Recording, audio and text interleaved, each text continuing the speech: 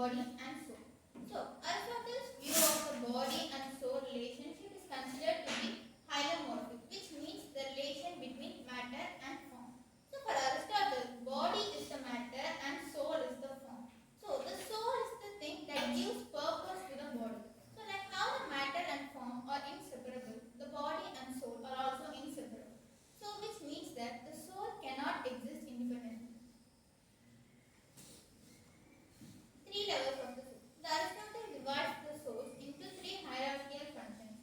They are vegetative soul, sensitive soul, and the rational soul. So the first one is the vegetative soul. It is found in plants, animals, and humans, and it is responsible for growth, nutrition, and reproduction.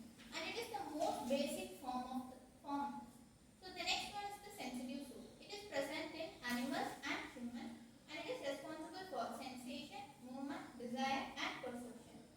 So the third one is the rational soul. So the rational soul is the thing that distinguishes humans from other beings. It is the unique feature of humans. So it is responsible for reasoning, thinking, deliberation, and moral judgment. So when it comes to reason, Aristotle says that there are two reasons: passive reason and active reason. So the passive reason is the registration of the experience of it, such as when we pursue something, we register it in our mind. While the active reason refers to the contemplation of the experience from it, which means that the thinking process we do after pursuing an object. So for Aristotle, the active reason, which is known as the contemplative life, is the divine element in man. Immortality of the soul. Aristotle denies Plato's idea of immortality of the soul. For him, the soul is the form of the body. So it's like how the body perishes, the soul also perishes.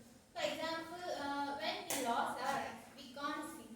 So for him, the soul is the thing that gives functions to the body. So once the body perishes, the soul also perishes. But he says that the rationality, the reason, is in some form do exist after the body perishes. As I have already said before, the contemplative life for him is the divine one. So if it is something considered to be divine, then it is immortal. So when we come to the topic of personal immortality, since reason exists, we cannot say that a person is immortal, because he says that the reason is the same in all individuals. My reason is the same as yours. The reason is not different for each person. Teleological and ethical aspect. So the teleological aspect. What does the word teleological means is that everything in nature acts towards an end or has a purpose.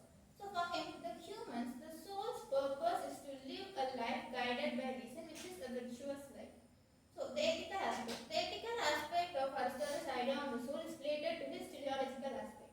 Here, the highest good of human life is happiness. So he says that happiness is achieved when a person lives spiritually, which means the reason controls our emotion and desire. Conclusion. Aristotle's idea of the soul explains the life as the union of a body